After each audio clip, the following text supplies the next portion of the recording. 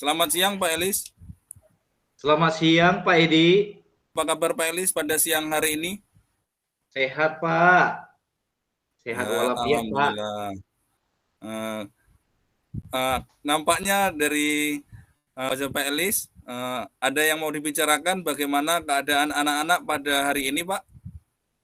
Iya Pak, saya mau ngomong Pak, mau bicara sama Bapak. Tadi kan Ya. pada saat jam pelajaran nih, anak saya ada beberapa yang kurang lancar membaca. Jadi kendalanya ketika kita membahas pembelajaran, ada hal-hal yang membuat kita terhenti sehingga membuat suasana yang tadinya kondusif jadinya kurang kondusif Pak. Jadi itu membuat saya berputar otak gimana caranya supaya anak tersebut bisa membaca dengan lancar Pak. Karena sampai Oke. saat ini kita tahu anak itu kan sudah kelas 5, menjadi hambatan besar bagi saya kalau di kelas 5 ini belum bisa membaca lancar loh Pak. Oke.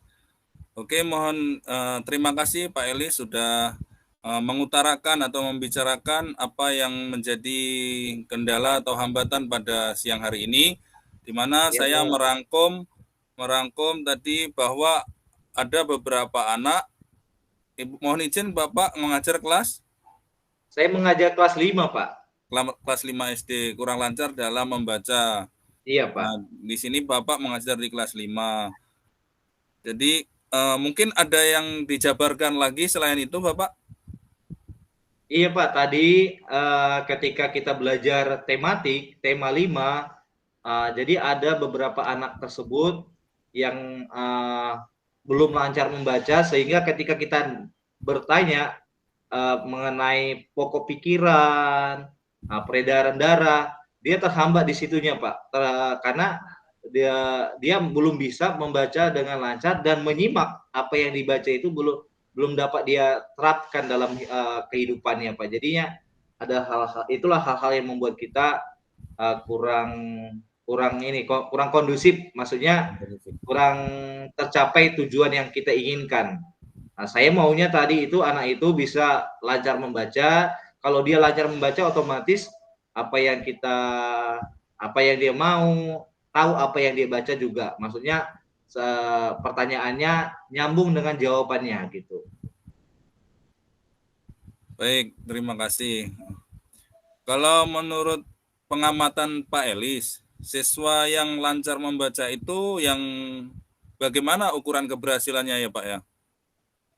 Iya, ukuran keberhasilan saya siswa yang bisa lancar membaca itu, Pak, dia itu bisa membaca dengan lancar dan bisa memahami bacaan yang dia baca, bukan hanya sekedar membaca gitu, Pak. Dan intonasinya jelas, apa yang dibaca jelas, orang yang mendengar dari apa yang dibacanya bisa menangkap apa yang dibaca gitu. Ini kadang-kadang anak tersebut tidak bisa membaca karena masih mengeja gitu. Ada yang mengeja, ada juga yang masih terbata-bata. Baik. Dari kondisi Bapak Elis terkait siswa Pak Elis dari skala 1 sampai 10 kira-kira ada di level berapa ya Pak ya? Kalau dari level untuk kondisi siswa saya, Pak, itu masih di level 5 5. yang belum bisa membaca tadi, Pak. Oke. Iya, Pak. Dari level 5 itu kira-kira nanti apa yang perlu ditingkatkan sehingga naik menjadi level 6, 7, 8 atau hingga sampai 10, Pak? Kalau saya sih maunya ke level idealnya, Pak. Maksudnya dia bisa lancar membaca, dia bisa memahami apa yang dia baca. Jadi cara saya, upaya saya itu ya banyak hal yang harus dilakukan. Yang pertama itu menyediakan pojok baca. Pojok Ya. baca itu bukunya itu yang bervariasi loh, Pak. Iya Ya, benar-benar. nggak monoton gitu. Jadinya supaya anak-anak itu bisa termotivasi untuk bisa membaca dengan baik. Baru kita buat pertama itu adalah kita buat literasi baca. Literasi baca itu di awal pembelajaran atau disebut dengan pembiasaan. Kadang-kadang di pembiasaan ini memang pembiasaan literasi baca ada yang malas untuk melakukannya Pak. Jadi mungkin yang akan saya lakukan itu lebih ke pengontrolan, lebih ketat lagi supaya anak ini termotivasi untuk mau membaca secara intrinsik dari dalam dirinya, termotivasi dari dalam dirinya, Pak. Baru yang ketiga adalah membuat kayak misalnya game, yaitu seperti tebak kata loh, Pak. Karena kalau kita membuat tebak kata itu membuat terpancing anak-anak itu supaya bisa membaca. Dari tebak kata yang sederhana sampai yang tebak kata yang kompleks. Gitu, Pak. Karena situasi saat ini adalah kelas 5. Seharusnya mereka itu sudah bisa baca dengan lancar gitu. Jadi yang keempat yang bisa saya lakukan adalah kolaborasi. Kolaborasi dengan orang tuanya. Orang tuanya juga perlu kolaborasi supaya orang tuanya tahu situasi anaknya, bagaimana anaknya saat ini keadaannya, gitu loh, Pak. Nah, kalau misalnya orang tuanya sudah tahu, otomatis orang tuanya juga bisa bekerja sama dengan kita. Nah, karena kan guru dengan orang tua kan sebagai mitra, Pak.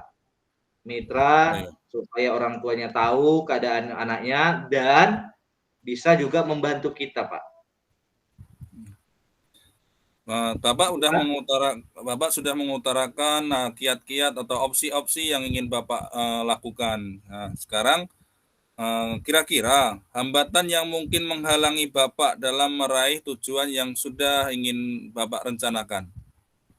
Iya, hambatan yang menghambat itu, Pak, yang paling utama adalah komitmen dari dalam diri siswa tersebut, salah satunya. Bahwasanya kadang-kadang anak itu mau belajar, mau membaca dengan baik kalau kita awasi setiap saat. Kadang-kadang kan kita ada hal yang membuat kita, contohnya di pagi hari ada hal misalnya kita petugas piket, sementara anak itu di luar kontrol kita, mereka tidak melakukannya gitu loh, Pak. Jadi harusnya anak itu mempunyai kesadaran sendiri, motivasi dalam dirinya supaya mau mereka terpancing untuk belajar lebih rajin lagi. Maksudnya ada kemauan dari dalam dirinya. Itu hambatannya, artinya motivasi diri siswanya masih kurang. Lalu yang kedua adalah saya seharusnya membuat namanya pojok baca yang lebih menarik lagi. Mungkin saat ini adalah pojok bacanya kurang menarik. Terima kasih sudah mengingatkan saya, Pak, untuk saat ini. Hal ini membuat saya untuk terpancing. Saya ingin membuat lebih menarik lagi, Pak. Karena saya lihat sepengamatan saya, Pak, saat ini pojok baca saya masih kurang menarik. Mungkin ada baiknya akan saya buat lebih kreatif lagi supaya anak-anak itu termotivasi untuk mau belajar atau membaca, Pak. Dengan cara kita membuat gambar-gambar atau kita membuat seperti buku-buku gambar yang bercerita dan bervariasi, jangan monoton terus loh, Pak. Oke. Terima kasih Pak Elis. Tadi sudah diutarakan opsi-opsinya dalam merencanakan program-program yang ingin Bapak lakukan. Kira-kira jika sudah ada opsi-opsi pilihan dalam merencanakan tersebut, tetapi masih ada hambatan, apakah ada hal lain yang harus dilakukan, Pak? Iya, masih ada, Pak, hambatan-hambatan yang kadangkala dari segi siswanya memang tadi saya sudah ceritakan sama Bapak, dan juga dari segi fasilitas seperti penyediaan kayak buku-buku, buku bacaan dan segala macam, atau literasi pojok baca. Ada lagi mungkin seperti lebih lagi kerjasama antara wali kelas dengan guru mata pelajaran lain, karena kita juga harus bekerja sama dengan mereka supaya mereka juga memberikan intensif waktunya, fokus waktunya untuk mereka supaya lebih lagi untuk memperhatikan, mempedulikan siswa yang kurang lancar membaca tadi, Pak. Dan saya juga harus ya Pak ya, ke depannya untuk memberikan waktu yang lebih kepada anak-anak tersebut, memberikan intensif waktu dan segala macam, Pak, supaya mereka terbiasa untuk membaca. Karena anak-anak ini sekarang ini kalau kita tidak amati, kadang-kadang mereka ya semaunya aja gitu. Belum ada Yang pertama itu belum ada kemauan dan kesadaran diri. Sebenarnya tanpa diawasi, kalau anak-anak sudah memiliki komitmen, sudah memiliki motivasi dalam dirinya, saya rasa anak-anak itu bisa baca. Kalau memang anak itu mau untuk ingin membaca, gitu. Oke, Bapak sudah mengutarakan rencana atau apa? Bapak sudah mengutarakan rencana program-program yang akan Bapak lakukan, ada hambatan, terus Bapak mengutarakan opsi-opsi penyelesaiannya. Untuk selanjutnya, Bapak, adakah seseorang yang bisa membantu Bapak dalam menjalankan program-program yang ingin Bapak laksanakan tadi seperti literasi, terus pojok baca, terus game tebak baca, dan kolaborasi tadi, Pak? Iya, ada Pak yang bisa membantu kita itu, ya terutama adalah pokoknya adalah siswanya. Salah satunya siswa kita itu sendiri, yang kedua adalah orang tua, partner kita sebagai guru, yang ketiga adalah ya tadi rekan sejawat atau guru mata pelajaran seperti guru agama, guru PJOK, guru Kepda dan lain-lain, Pak.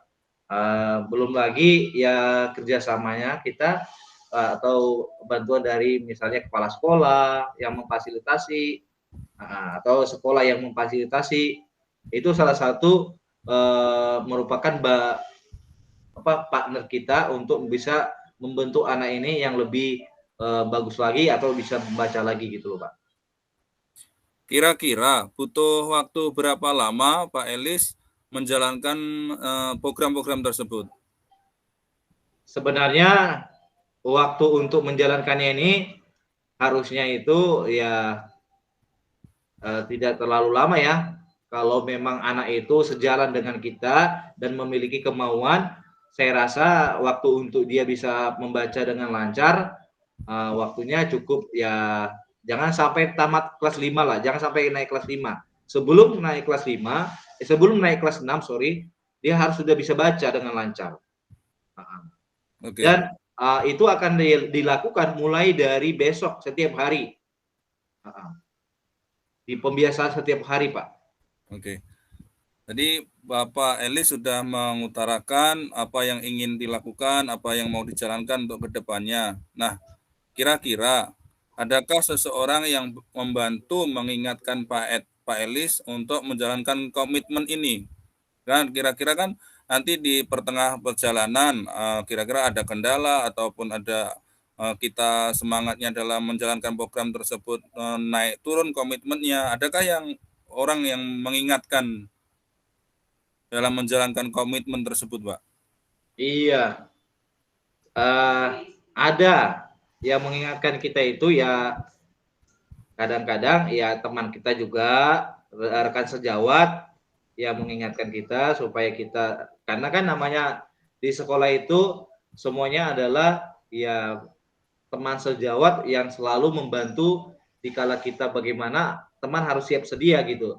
Kepala sekolah juga mengingatkan kita, terutama guru yang masuk ke kelas saya Pak, seperti guru mata pelajaran yang selalu mengingatkan, oh bagaimana anaknya Pak, apakah sudah bisa baca gitu. Atau mungkin teman saya yaitu ya teman satu rombel yaitu di kelas 5B dan 5C, ibu wali kelasnya, yang lainnya mengingatkan. Nah, itu kira-kira yang membantu saya Pak untuk mewujudkan anak tersebut bisa lancar membaca Pak. Oke. Terima kasih Bapak sudah mengutarakan dari awal hingga akhir hingga sampai opsi-opsi pilihan untuk penyelesaian masalah terkait kurang lancarnya dalam membaca. Nah, apa yang Pak Elis dapatkan dari sesi diskusi siang hari ini, Pak? Iya Pak, yang saya dapatkan untuk kali ini banyak hal ya Pak ya. Saya bisa membuat program untuk mewujudkan anak bisa lancar membaca dengan cara ya membuat program tebak baca atau tebak kata pojok baca yang bervariasi atau menarik, baru bekerja sama dengan orang tua murid untuk saling mengingatkan, dan belum lagi dengan rekan sejawat, dan membagi atau memberi waktu intensif atau fokus untuk kepada anak-anak yang belum lancar tersebut. Jadi saya rasa ini sangat bagus sekali untuk saya ke depannya, bahwa untuk membuat anak itu lancar membaca bukan hanya dari saya sendiri, tapi banyak hal yang harus saya libatkan di dalamnya. Ada dari rekan guru sejawat, ada juga dari orang tua murid, dan juga dari kepala sekolah, bahkan dari sarana prasarana itu yang sangat penting mendukung anak tersebut untuk mau belajar lebih rajin lagi. Karena dengan sarana prasarana yang lengkap, yang memadai, yang menarik, saya rasa anak itu akan nyaman untuk belajar. Oke, yang terakhir Pak, bagaimana perasaan Pak Elis setelah melakukan sesi diskusi pada siang hari ini? Saya merasa senang Pak bisa bercerita dengan Bapak untuk mengatasi masalah saya. Saya sangat bersyukur sekali bisa bertemu dengan Bapak Edi. Terima kasih. Untuk selanjutnya, saya ingin mendengar kabar baiknya Pak, apa informasi selanjutnya, bagaimana nanti Bapak menjalankan apa yang sudah direncanakan, program-program Bapak, nanti kita tunggu. Saya menunggu kabar baiknya, bagaimana program-program tersebut berjalan ya Pak ya. Iya Pak. Semangat terus Pak Elis Pak, untuk menyajikan pembelajaran yang berpihak pada murid. Sama-sama Pak, terima kasih juga, semangat juga Pak.